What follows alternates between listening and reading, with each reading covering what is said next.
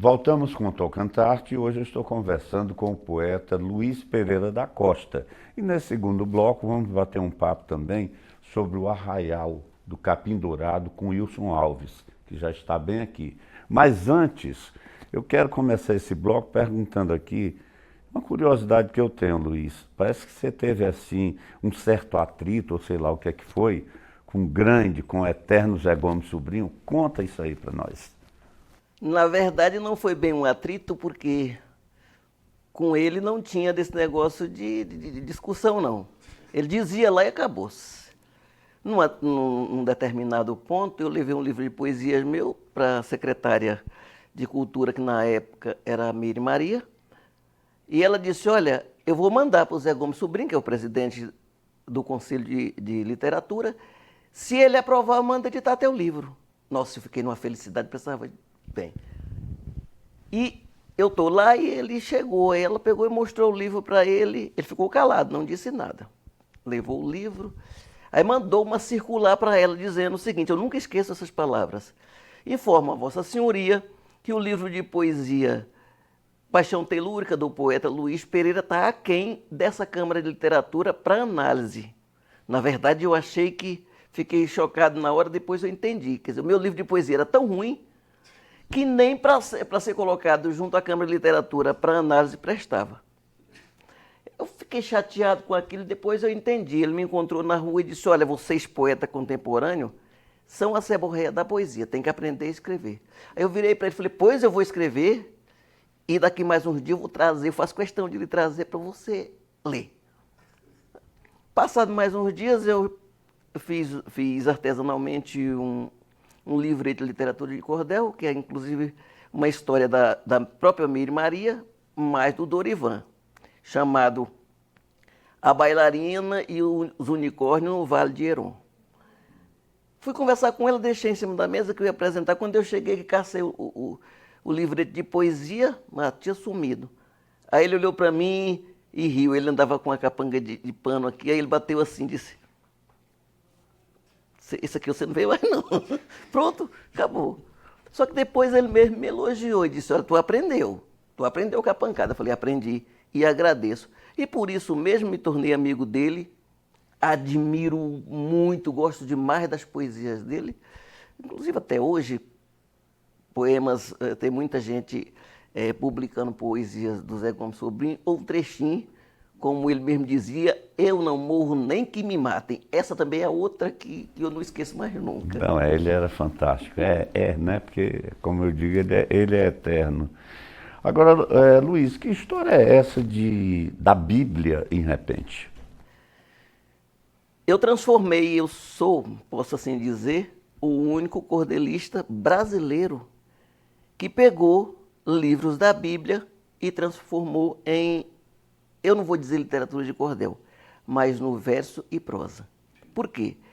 Geralmente os poetas criam uma fantasia sobre um determinado, por exemplo, Davi e Golias. Cria-se uma fantasia, eu fiz o contrário. Eu peguei o que está na íntegra, na Bíblia, e só coloquei verso e prosa. Inclusive para que fique mais fácil das pessoas lerem.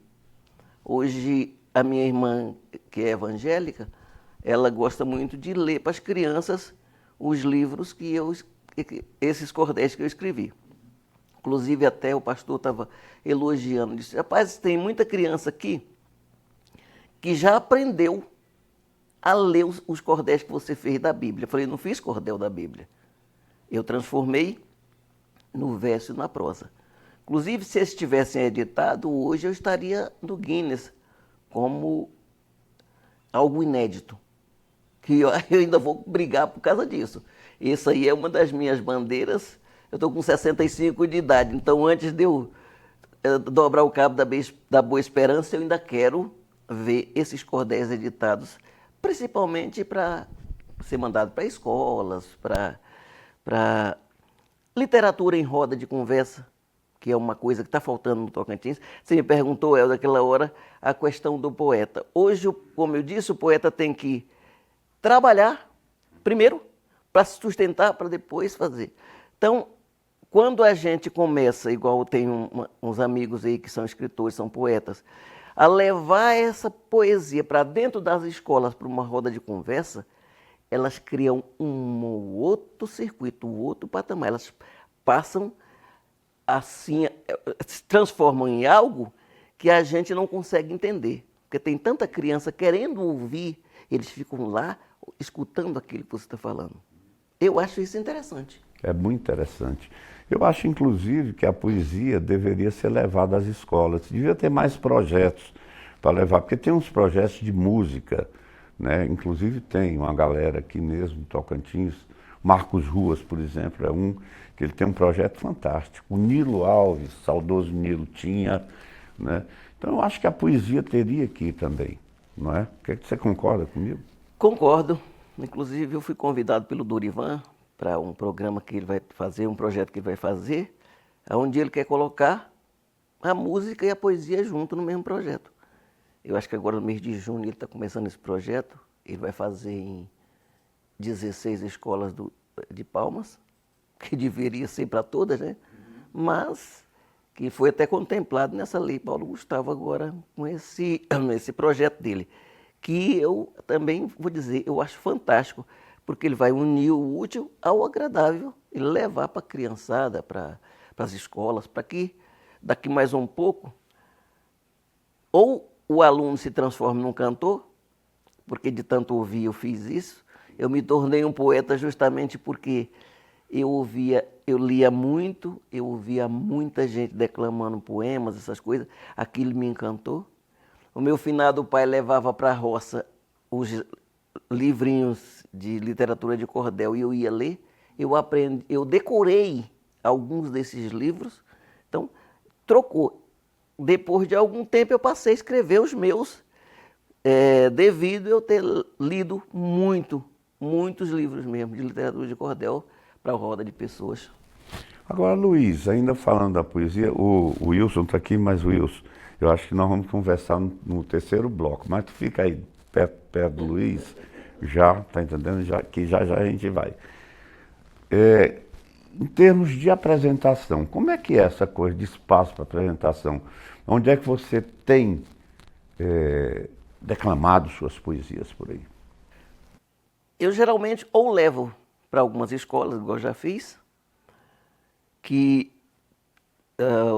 hoje em dia é mais é o único espaço basicamente que a gente tem, mesmo porque nos nossos projetos, meu mais do Wilson, no Instituto Aragua Tocantins, nós temos projeto de música, projeto de literatura, projeto de quadrilha junina, mas os espaços a gente tem que ter condições financeiras para levar os escritores, a música, por exemplo, que é um dos meus projetos, que são sarau poético musical.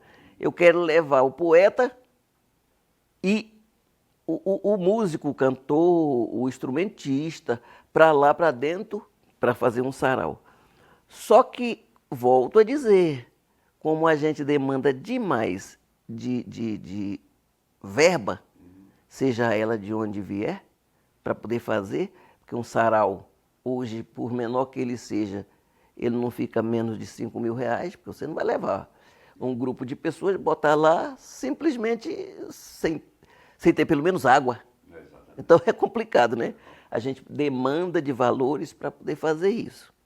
Mas também é outro projeto que eu vou buscar recursos para que a gente possa fazer. Igual nós temos um sarau do Bico do Papagaio, que 30 anos basicamente, e eu participei agora, por último, dele lá, do Sarau do Cerrado. Nossa, é uma coisa maravilhosa, sabe? Aquela coisa que enche os olhos, você está ouvindo aquele povo ali, você diz, rapaz, eu quero estar lá dentro. Eu quero fazer parte desse evento. Certo? Então, respondendo a tua pergunta, nós ainda estamos muito carentes de espaço. Temos muitos espaços. Aqui a Assembleia tem um auditório maravilhoso, o Tribunal de Contas tem ali um outro auditório maravilhoso. E assim, o próprio museu, o nosso museu, tem um espaço maravilhoso, e isso sem uso a tempo, que esses locais devem ser ocupados. Pega-se as crianças das escolas para lá, para escutar, até para fazerem parte também, porque isso é importante. Com certeza.